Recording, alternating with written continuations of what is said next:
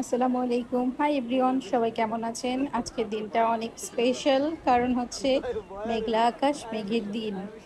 আর বিকেল বেলা আমাদের বাড়ির পাশে সবাই এই সময় ফুটবল খেলতে আসে। মেঘলা আকাশ বলে কথা নয়, প্রায় প্রতিদিনই খেলতে আসে। আর আমাদের গ্রামটা এত সুন্দর, একদম ছবির মতো। এই যে ছোট্ট একটা নদী, সন্ধ্যা নামার সাথে সাথেই গরু ছাগল সব গুহালে ফেরে, এগুলো দেখতেও অনেক ভালো লাগে। আবার ছোট বাচ্চারা আকাশে ঘুড়ি উড়ায়, বড়শি দিয়ে মাছ ধরে, জেলেরা জাল ফেলে, কত সুন্দর তাই না?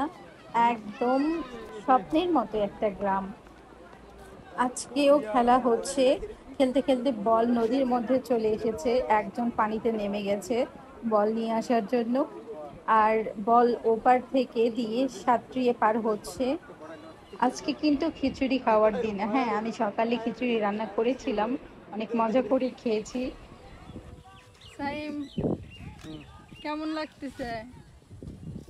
না অনেক সুন্দর পরিবেশ, মনোরম পরিবেশ, আকাশে মেঘ করছে। ওদিক যাও। আকাশটা এত সুন্দর লাগছে, মনে হয় এই ভিউ ঝমঝম যাচ্ছে করে সব ঘুরে বৃষ্টি ঘুরে। নেমে পড়বে।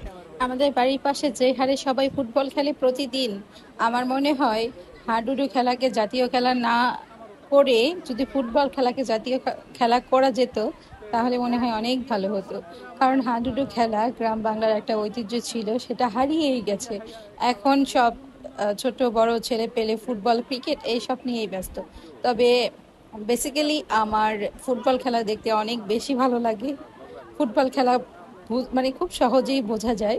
আর ক্রিকেট খেলা তো একটু কঠিন, তারপরও আমি বুঝি আলহামদুলিল্লাহ, এই জন্য কোনো সমস্যা নাই। আগে বুঝতাম না, ছোটবেলায় মনে করতাম যে ক্রিকেট মানুষ মানে কেমনে খেলে, কিভাবে কি করে, এখন একটু একটু বুঝি। আজকের বিকালটা কিন্তু সত্যিই অনেক অসাধারণ। গরমের মধ্যে এরকম বৃষ্টি স্নাত একটা বিকাল বা একটা দিন মানুষের মনে একটা প্রশান্তি বয়ে নিয়ে আসে। আর এইখানে একটা বাচ্চা ঘুড়ি উড়াচ্ছে। আগে তো ঘুড়িতে হারিকেন বেঁধে দিত বা লাইটিং করে দিত, এখন লাইটিং করে দেওয়া বা হারিকেন বেঁধে দেওয়া নিষেধ, কারণ রাত্রি অনেক দূর থেকে দেখা যায়, এটা প্রশাসন নিষেধ করে দিয়েছে। ঘুড়ি উড়ানো দেখে আমার একটা কথা বারবারই মনে পড়ছে, ছোটবেলায় আমি নিজে অনেক ঘুড়ি উড়াতাম, দৌড়াদৌড়ি করতাম, ছুটোছুটি করতাম। এগুলো দেখতেও ভালো লাগে, একদম ছোটবেলায় ফিরে যাই। যদিও এখন আমার শহরেই বেশি থাকা হয়, তবে গ্রামকে অনেক বেশি মিস করি। আমার মতো কে কে গ্রামকে বেশি মিস করেন অবশ্যই কিন্তু জানাবেন। তো আজকের মতো এই পর্যন্তই, আল্লাহ হাফেজ।